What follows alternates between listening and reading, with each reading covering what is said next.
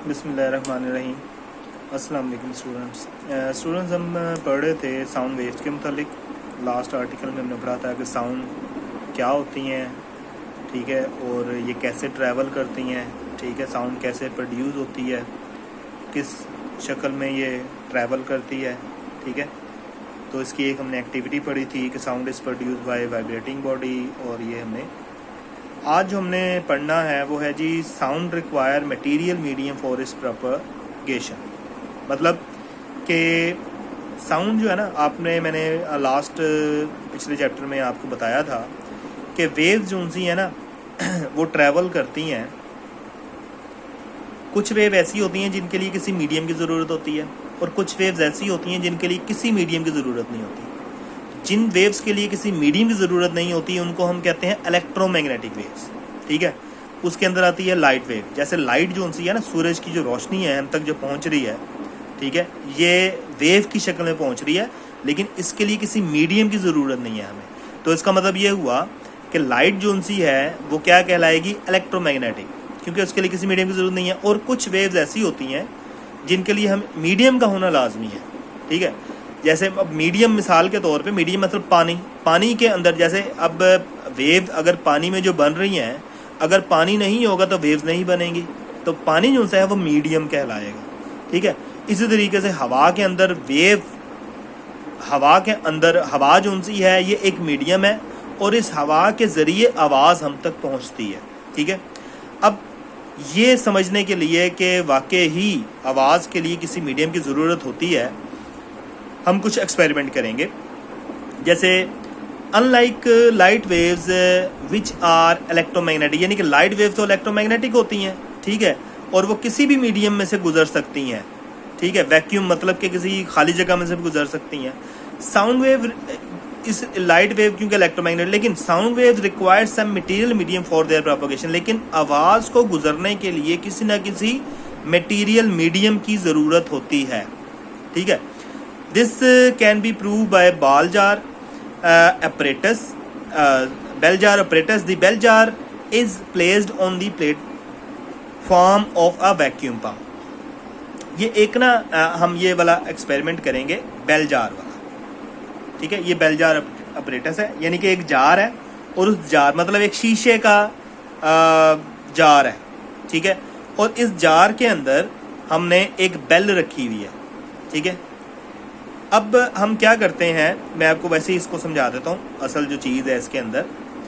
अच्छा, इसके अंदर ना यहाँ पे एक साइड पे जो सा है ना, इसका ढक्कन जो है ओपन हुआ है, ठीक है, और इसके अंदर हवा मौजूद है, इस जार के अंदर हवा मौजूद है, ठीक है, और इसके अंदर बेल है, ठीक है। इस बेल को जो सा है ना, मैंने यहाँ पे इलेक्ट्रॉनिक पावर सप्लाई के साथ, यानी कि बिजली के साथ मैंने अटैच कर दिया, और जब मैं इस बेल को ऑन करूंगा ना, तो ये बेल जो सी है ना हमें मूव करती हुई, यानी कि इसको स्ट्राइक करेगी, और बेल जो सी है वो बेल का जो सा यहाँ पे एक स्ट्राइकर है ना, ठीक है, वो मूव करता हुआ इसके साथ टकराएगा ना, तो हमें आवाज़ आएगी। जब ये स्ट्राइकर इसके साथ टकराएगा तो हमको जो सी है ना आवाज़ आएगी, ठीक है। जब मैं इसको यहाँ से ऑन करूँगा, बेल जो सी है वो ऑन होगी और बेल बजना शुरू होगी, तो क्या होगा कि मुझे आवाज़ आएगी, ठीक है। लेकिन अब मैं क्या करता हूँ, अब मैं इस ये जो जार है मेरे पास, इस जार में से यहाँ पे एक ना वैक्यूम पंप लगाकर साइड पे एक सुराख सा यहाँ पे होता है इसके, क्योंकि स्पेशल किस्म का जार होता है ये, और यहाँ से ना एक वैक्यूम पंप लगा के मैं इसके अंदर सारी की सारी एयर जो सी है ना वो इसके अंदर से मैं निकाल देता हूँ। सारी की सारी एयर जो है ना, एयर हवा, वो मैंने इसके अंदर से निकाल दी।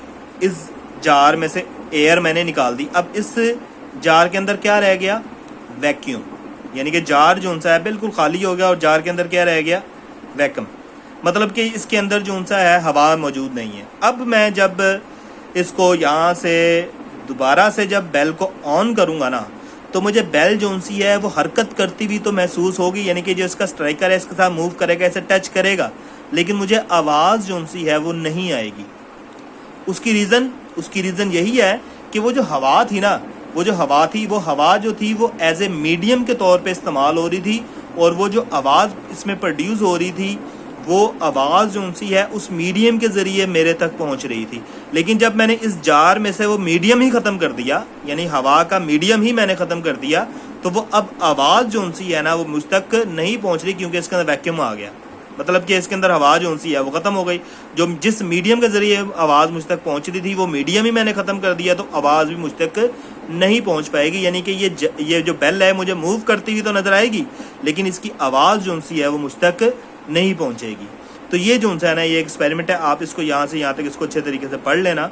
तो इसका मतलब यानी कि सारा का सारा एक्सपेरिमेंट करने का मतलब ये हुआ कि हवा जो सी है वो एक आवाज़ के लिए, हवा जो सी है वो एक मटेरियल मीडियम है और जो बहुत ज़रूरी है।